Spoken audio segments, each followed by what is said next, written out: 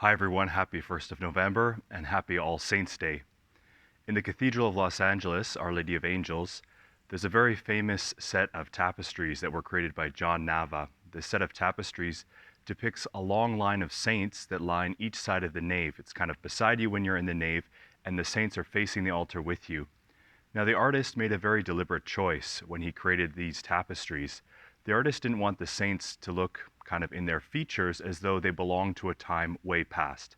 The artist wanted saints to look like people that we would see each and every day, maybe out on the street.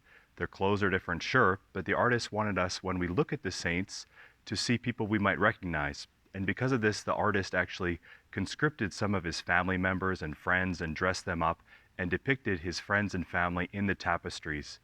Ultimately, what the artist is trying to do was that have us look at the tapestry of the saints and see that, okay, I too could ultimately be a saint. I look like one of the saints. This is really an important message that comes across for us on this great solemnity of All Saints' Day. Each one of us are called to be saints. Each one of us are called to be holy. This was one of the major messages of the Second Vatican Council, especially in the document Lumen Gentium. There's a chapter in it, chapter 5, called The Universal Call to Holiness in the Church. All are called to be holy. Everybody is called to be a saint.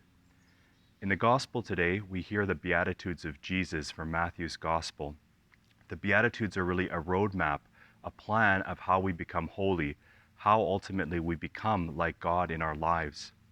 For followers of Jesus, the beatitudes were always up there in importance with the Ten Commandments. Jesus, in fact, in today's Gospel, is presented like a new Moses, giving a new law, the Beatitudes, on a mountain, just as Moses received the Ten Commandments on a mountain. The Beatitudes really are our roadmap of holiness, how we become a saint. This idea of blessedness that is repeated throughout the Beatitudes is quite interesting. The Greek word for blessed that we find in the Gospel is makarios. This doesn't actually literally mean blessed. It's basically sort of like an acclamation or a recognition that someone is doing well, is living a good life. I read in one commentary that one way of translating this would be equivalent to how Australians say good on you or good on you. Good on you if you are poor in spirit. It ultimately shows that if you're living in these ways, you're living a good life. Life will go well for you here already and ultimately into the future. When we live the Beatitudes, we live a holy life, we live like God, and we can become like saints. Ultimately, when we are saints, when we are holy, all it means is that God's life is shining through us to people around us. I'd like to leave you just with one image that's very appropriate as we had Halloween last night, and maybe you've heard this before. It's an image of what our Christian life is like and how we can too shine God's light to those around us. Being a Christian or being a Catholic is like being a pumpkin.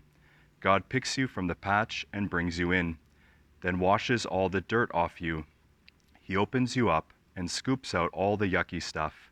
He removes the seeds of doubt, hate, greed, and so forth. Then he carves you a new smiling face. He puts his light inside you to shine for all the world to see. God bless you and take care.